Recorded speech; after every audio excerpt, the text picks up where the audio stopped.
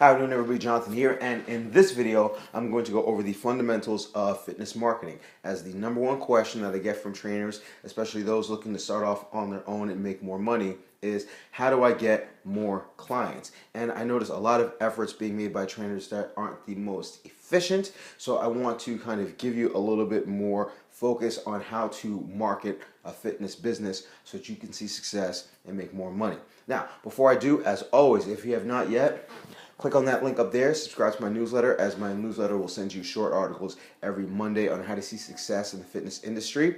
If you just happen to stumble upon this channel, click on the YouTube icon. It won't interrupt the video, and subscribe to this channel as I make new videos every week on how to see success in the fitness industry based on questions that I get the most. And last but not least, if you've already subscribed to both, thank you, and if you find the information in this video helpful, click on the like button below the video player, because every like that I get helps this channel. Now, when it comes to fitness marketing, it's something that is not easy, but it's very simple, all right? And your success in your fitness marketing hinges upon your ability to do two things. Number one, you have to develop a presence in as broad a spectrum of media as possible, both online and offline. And number two, you have to maintain contact, continual contact rather, with every single person that makes contact with you. So right off the bat, think about the number of people that you've trained since you became a fitness professional. If you've trained 10,000 people, how many of them do you continually talk to or continually engage with on some kind of repeated schedule? All of those people can contribute to your efforts to starting your own business, building your business, or growing your business, even if they don't train with you, because they're also a source of referrals. So it's not just that you're not meeting enough new clients, you have to hang on to the clients that you already have, even if they don't pay you, because like I said, they can always work as referring parties.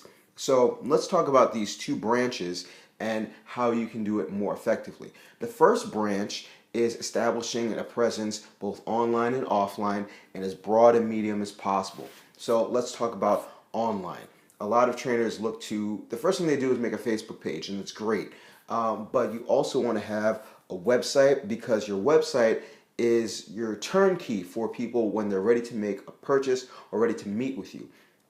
Your website will, or should be, filled with forms that will allow them to contact you, the prospective client to contact you, so they can set up perhaps a one-on-one, or whatever the case may be. So when you just have a Facebook page, people will learn about your business. Yes, your contact information is there, but that extra step of filling out a form that makes the commitment for them to see you isn't present. So everything should take your client back to the website, all right? So your Facebook page takes your client to the website. You should have an Instagram page. You should take your clients to the website. You should definitely have a Google Plus page, because a lot of times when people search for businesses, they'll go to Google and they're not going to search for, you know, your business name. I have BFF Bootcamp. That's my business. People don't search for BFF Bootcamp until they've heard of me or until they've gotten a referral from somebody else of me. They're going to search for bootcamp in Nutley, New Jersey, or bootcamp near neighboring town, New Jersey. And I come up first because I established my Google Plus page and I use the right search engine optimizing tags to make sure that when people make those kinds of searches, my website or my Google Plus page comes up. And if they happen to go to my Google Plus page first, my Google Plus page refers them over to my website. So you want to have a strong website, and you want to make sure that your website is optimized for searches that prospective clients would make. So they're not going to search for your business name, and that's one of the reasons why I say that your business name really doesn't matter all that much. It's how you situate your website, your title, your subtitle, your tags, your meta tags. That's what's going to make you searchable in the online space. And the last place that you want to establish a little bit of a presence is going to be YouTube. I use YouTube myself, and that's really so they can get your prospective client an idea of who you are. And you have to understand that there's a completely saturated market when it comes to fitness. So when people decide to invest in a fitness business service, they're not necessarily investing in the exercises, they're investing in you. And that's why when I made my YouTube video, I start off by talking. You want your clients to feel engaged with you in your YouTube videos, because they're going to decide on your personality whether or not they want to give you their money. All right? So you don't need to have a vlog like I have where you make continual videos, but you do want to have an introduction that you can put on your website so that clients can find out about you, learn more about you. So that's the online space. You have to be searchable and you have to be consistent. All right. In the offline space, you want to establish, if you're working in a gym, I say this all the time, you need to be running classes because it puts you in front of a lot of people with a lower barrier to entry. It's a free class. It gives them an opportunity, again, for them to see your personality so they can decide whether or not they want to invest in you. Remember, they're going to invest in your personality. So a lot of the marketing is going to depend on you being able to show yourself when you get the opportunity, being friendly, being, passionate about what you do and about what you can do for the client.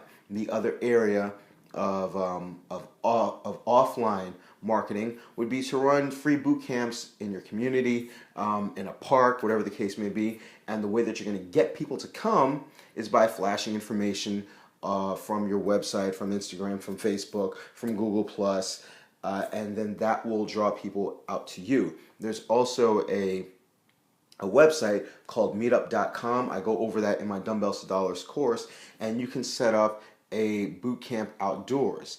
All right. So you have to understand that you want to have a broad spectrum of presence because you're not going to get any one person. You're not going to get all your people from any one place. You're going to get one person from this place, one person from that place, one person from that place, and then they're going to pull in their friends. So that's essentially how you grow your business. It's like one at a time, each client at a time.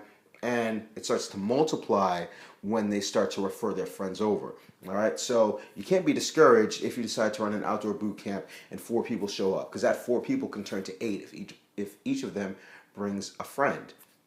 Now, that's the first aspect of fitness marketing. The second aspect of fitness marketing is establishing continual communication with whomever you make contact with. So whether it's a comp session, whether it's somebody that takes your class in a park or in the gym or goes to your Facebook page or visits your website once to contact you about possibly joining your boot camp or your personal training service, you need to establish continual communication because not everybody that first hears about you is ready to start with your service.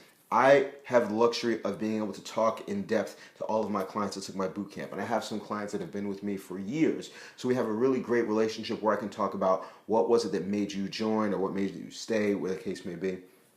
And there are a lot of people who didn't join my boot camp until a year after they first heard from me. And this was off of a referral. So you can't be upset if referrals don't yield immediate results because everybody operates on their own timetable. And you have to understand that fitness requires a complete lifestyle change, and not everybody's willing to make that or ready to make that. So when they first hear about you, they may be 6 months away from investing. But when that 6 month comes around, you want to be the first person that pops into their head when they say, all right, I'm ready to join. Time to call Jonathan, because that's usually how it works with me. So the best way to maintain consistent contact is to have a newsletter, and everything in your online space should have a link to get your clients to your newsletter. Also, as you grow your email, like for instance, my email list is about a little bit over 1,000 people. So if I decide that I wanted to do an outdoor boot camp, all I have to do is send out one email, 1,000 people get it. I've already got the social proof of the previous emails that I've sent, and then it won't be hard for me to draw 20, 30, 40 people in one outdoor boot camp based off of one email. So if you don't have a way of consistently connecting with your client through a newsletter, then you're going to have to try to find information for Facebook.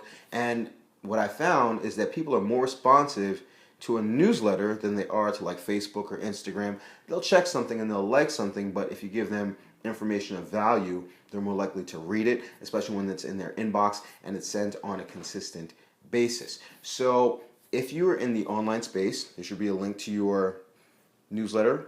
If you're in the offline space, if you're running a class, you should have your website set up so that you can have a page where clients can just type in their email and hit submit. So you run your class at the gym or you run the class at the park.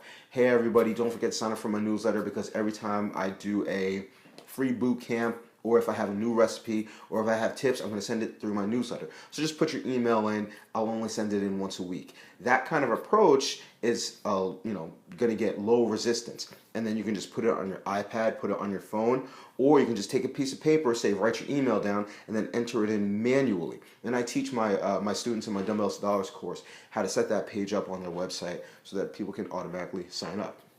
So when it comes to establishing a marketing plan, you want to make sure to establish that broad base and then keep continual contact. Now, the last portion of this video is going to be dedicated to artwork. If you have that continued communication with your clients and they like you as a person because you've given them a snapshot into your personality and what it's like to train with you, then your artwork doesn't really matter. It doesn't have to be super flashy. It just has to get the message out and then give you details on what to do next. All right. So I actually had a client who was like a marketing director for a chain club, New York Sports Club, and she did some work for me, and I have artwork available, for my Dumbbells to Dollars students. So if that's something that you struggle with, that's something you can also look into. So if you give your clients an idea of who you are, if you establish your broad presence across multiple media, and if you keep continual contact, it'll come. You just have to make sure that, if you have one person, if you have 4 people, if you have 10 people, you give them all your energy, and you never get discouraged because your numbers are small, because you never know. That one person might be the most popular person in town, and they can refer 5 friends who refer 5 of their friends who refer 5 of their friends, and then before you know it, your business is just running without you having to really try. All right, so keep that in mind when you think about business marketing. Make your online presences searchable, and make your offline presences fun, and keep your communication. Never let a client go. All right, you meet somebody, they should be on your newsletter, whether it's in person or online. They should have an option to go to your newsletter. So I hope you found this video helpful. Remember, if you have any questions or comments, comment below. Remember to subscribe to this channel if you have not subscribed to this channel. And if you want more information on how to do the specifics of your marketing in terms of making sure that your website is searchable, making sure that you can set up your newsletter. There are a lot of options out there on newsletters which will actually have the information pre-formatted for you, so you don't have to do anything. You can just pay for those services. So if you want information on all that, that's available on my Dumbbells to Dollars course. You can click on that image right there, learn more about the course as it fleshes out the marketing plan and provides you with the artwork that you need so that you don't have to do anything. So I'll be back next week with another video. Sorry I missed last week. I had to do an outdoor boot camp, but I don't suspect any more hiccups in my schedule. So stay tuned, subscribe, ask questions, and as always, remember to eat healthy, hydrate, drive safe, stress levels low, get rest, don't slap anybody, love your clients all the way back. I'll see y'all tomorrow or the next day, and you have a good one.